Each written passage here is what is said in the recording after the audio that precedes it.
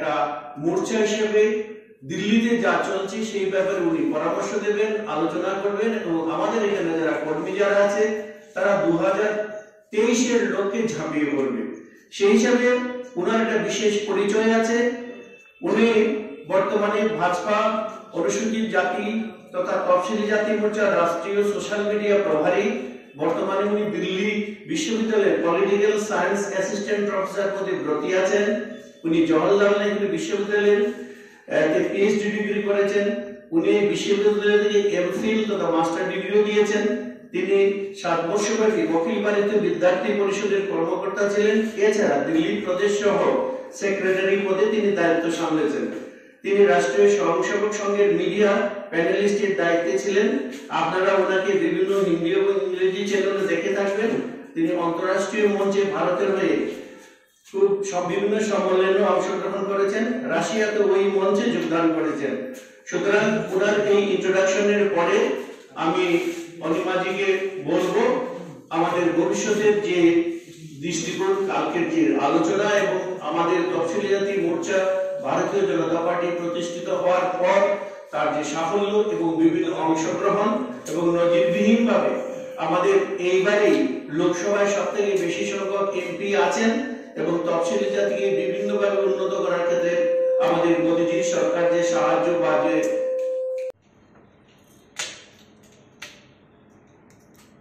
नमस्कार सभी को।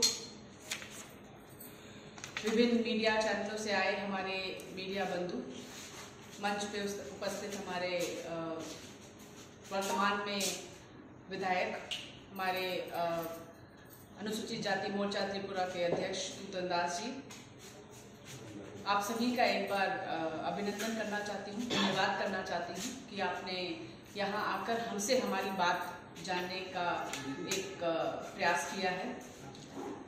अभी हम 2 दिन की कार्यशाला चलाएंगे त्रिपुरा में अनुसूचित जाति मोर्चा भाजपा की।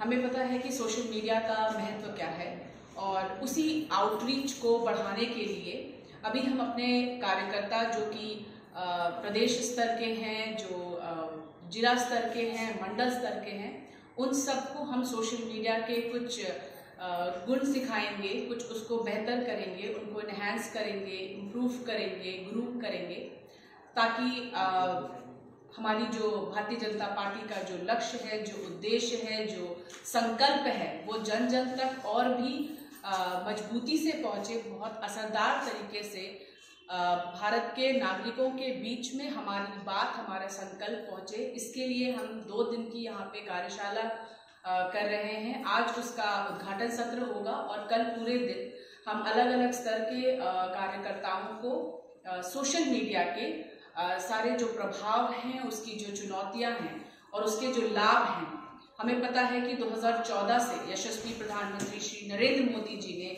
सोशल मीडिया का अत्यधिक प्रयोग कर आज वो सिर्फ देश में ही नहीं पूरे विश्व में सबसे लोकप्रिय नेता हैं और भारतीय जनता पार्टी का अभिमान है।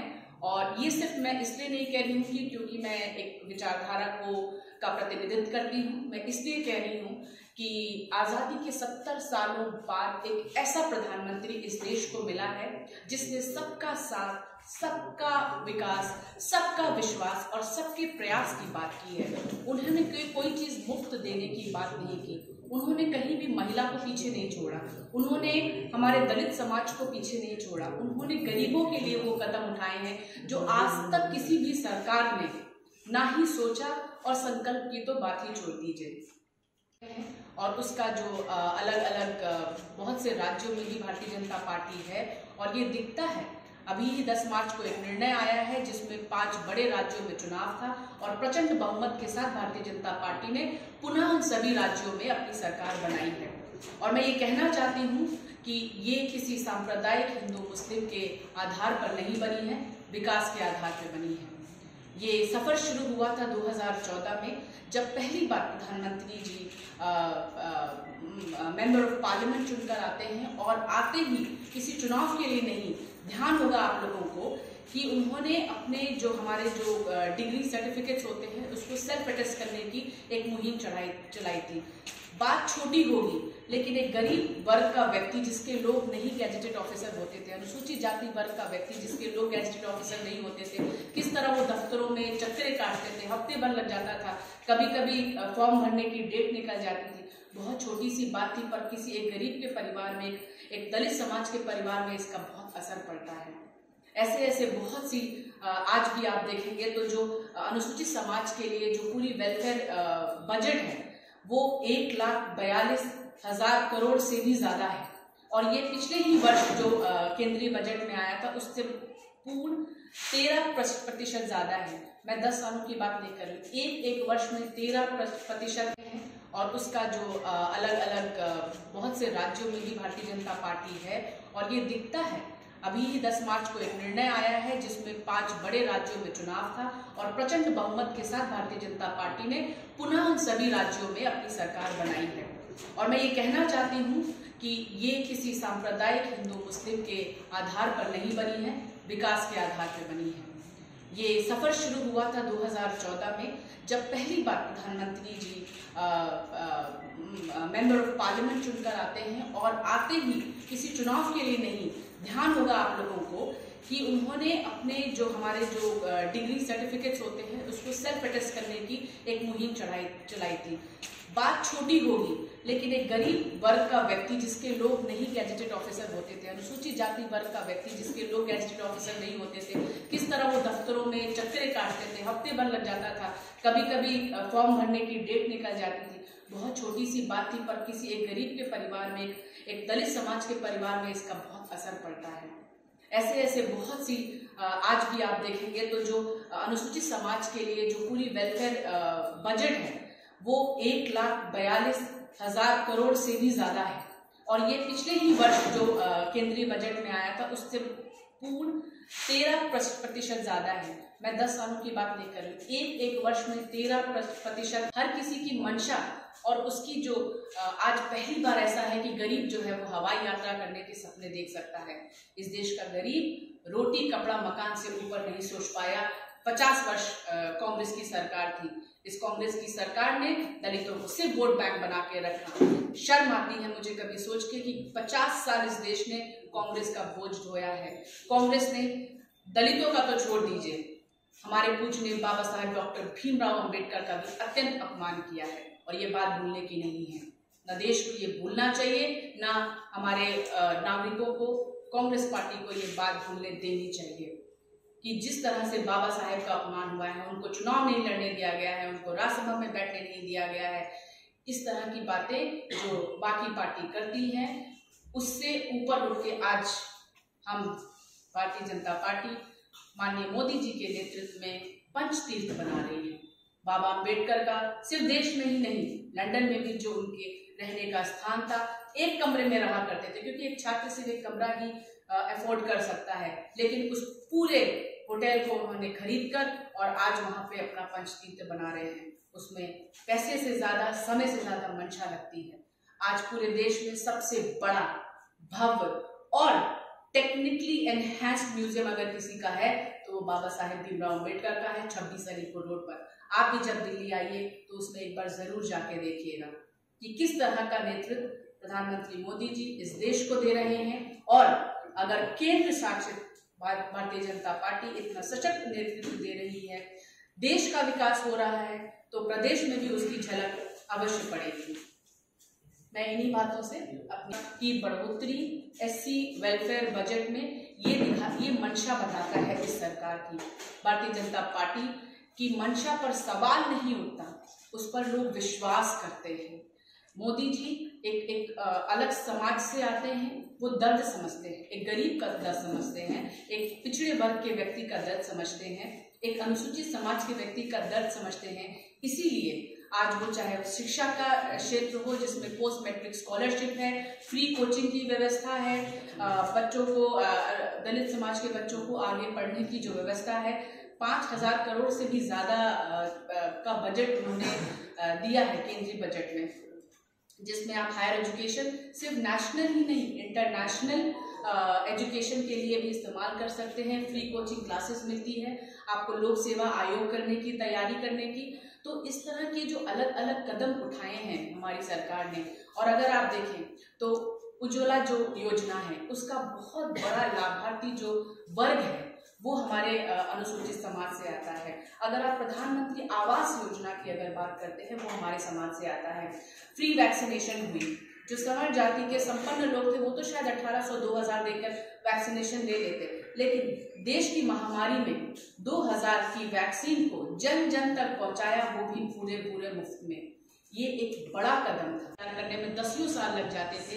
1 साल की महामारी में हमारे वैज्ञानिकों और हमारा जो यशस्वी नेतृत्व है वो माननीय जगत प्रकाश नड्डा जी का, माननीय BL संतोष जी का है। उन लोगों के नेतृत्व में पूरे देश में ये फ्री टीका, और आप देखिए कि इसका असर हमारे तीसरी लहर पर पड़ा। तीसरी लहर आई जरूर देश में, लेकिन उसका कोई नुकसान नहीं हुआ क्योंकि देश तैयार था। मोदी जी ने ये देश तैयार किया है। तो मैं यही बात, और हमारा पूरा राष्ट्रीय नेतृत्व इसके लिए सजग भी है, संकल्पित भी है, और एक प्रभावशाली तरीके से इस देश की सूरत बदलने के लिए, इसका पूरा ओवरऑल डेवलपमेंट करने के लिए हम चाहते हैं कि हमारे जो प्रदेशों में भी सोशल मीडिया है इसकी जो गति है वो तेज हो, इसका प्रभाव पड़े, इसमें और नई चीज़ें हमारे कार्यकर्ता सीखें, जिसका असर हमें इलेक्शंस में भी इसके फायदे मिलते हैं। इलेक्शंस के बाद जो हम अपना मैनिफेस्टो, जिसको हम पूरा जैसा हम इलेक्शन के समय प्रस्तुत करते हैं, उसकी एक बात जब हम पूरा करते हैं तो जन जन तक ये बात पहुंचनी चाहिए कि हमारे पास एक ऐसा नेतृत्व है जो किसी को पीछे छोड़ के, किसी को अलग करके विकास की बात नहीं करता। वो हर व्यक्ति तक पहुंचेगा, आखिरी व्यक्ति तक भी पहुंचेगा। हम दावे नहीं करते, हम वादे करते हैं। इसीलिए हम भारतीय जनता पार्टी हैं, और इसीलिए सन 2014 से लगातार एक के बाद एक सफर हम बहुत ही सकुशलता से और सफलता से आगे बढ़ते जा रहे हैं। उत्तर प्रदेश एक बड़ा राज्य है, सबको पता है कि वहाँ की राजनीति ही देश की राजनीति तय करती है, और 35 साल का इतिहास हमने ऐसे ही नहीं बनाया, सबका विकास करके बनाया है, सबको साथ लेकर करेंगे, जिसमें अपने कार्यकर्ताओं को जो सोशल मीडिया के अलग अलग प्लेटफॉर्म्स हैं उसको किस तरह से ऑप्टिमम यूटिलाइजेशन हो, जिससे हमारा जो आउटरीच है सोशल मीडिया के नाते, क्योंकि आज हम सभी जानते हैं कि किस तरह से हम अपना फ़ोन जो है हर 10 मिनट पर चेक करते हैं, चाहे वो फेसबुक हो, चाहे व्हाट्सएप हो, चाहे इंस्टाग्राम हो, टेलीग्राफ हो, और हमारा जो युवा है वो स्नैपचैट और ऐसे बहुत से ये ऐप है ये यूज़ करता है। इससे ही हम अपनी जो हमारे जो राजनीतिक दल का संकल्प है, जो बात है, वो जन जन तक पहुंचाना चाहते हैं। तो इससे हम उनको और कैसे निपुण बनाएं, उनको कैसे ग्रुप करें सोशल मीडिया, क्या उनका कंटेंट होना चाहिए जो पार्टी जैसा कि केंद्र की तरफ से बनते हैं, चीज़ें क्या होती हैं, क्या ज़्यादा प्रभावशाली हो, इसके लिए हम उनको ट्रेन करेंगे। इसके लिए फायदा होगा क्या? पर जो कार्यकर्ता है उनका फायदा कैसे फायदा होगा? আমাদের আজকে সোশ্যাল মিডিয়াকে ইউজ কিভাবে করতে পারি, এটা তো ঠিক যে ফোন বা অন্যগুলো তো অনেক সময় নষ্ট করা হয়, আর যত কেন্দ্র থেকে যত বেশি ইউটিলাইজ করতে পারে, আমাদের স্টেটে আমরা ততটুক প্রফিশিয়েন্ট নই, তো যত বেশি ট্রেনিং হবে তত বেশি আমাদের লাভ হবে। কারণ যে কাজগুলো হচ্ছে, যেমন কালকে যে রাজ্যে যে রেজাল্ট আসলো, ফেসবুক দেখছে, কিন্তু আমাদের যে কার্যকর্তা আছে, আমাদের যে সোশ্যাল মিডিয়া ইউনিট আছে, তারা এটাকে ততটুকু ইউজ করতে পারছে না। দিল্লি থেকে ওনার যে ডিগ্রিগুলো আপনারা শুনেছেন, ওনার যে পলিটিক্যাল কেরিয়ার শুনেছেন, সুতরাং এখান থেকে আমাদের কার্যকর্তা ডিস্ট্রিক্ট হোক, মন্ডল হোক বা বুথ স্তরের হোক, আমাদের প্রত্যেকটা জায়গায় কিন্তু আইটি সেল আছে, কমিটি আছে, তারা শিখবে, জানবে, তাদের আমাদের যে কাজগুলো হচ্ছে সেটা বেশি লোকের কাছে পৌঁছাবে, সেটা আমাদের লাভ, পলিটিক্যালি লাভ। Subscribe to Tripura Info and press the bell icon so that you never miss any latest updates and news on Tripura.